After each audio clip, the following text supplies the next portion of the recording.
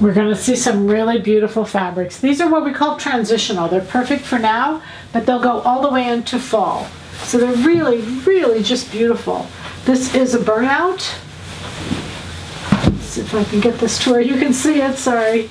Isn't that beautiful? It's a floral burnout. Very, very pretty. Cotton poly. Just lovely for a blouse. Oh, it's just beautiful. Goes wonderful with this traditional plaid that is just lovely as well. This is a cotton poly.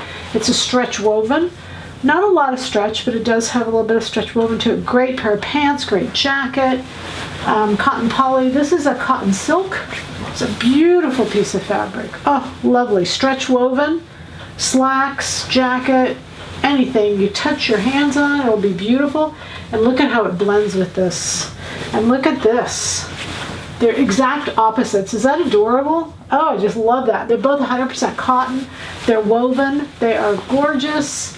This is a little polka dot. We know polka dots are just going to be around forever, and they're big this fall. And this is a black and white, and it's sheer, and it's a cotton poly. Oh, I love them. I love them. What a great collection. Throw in some color, a little traditional classic.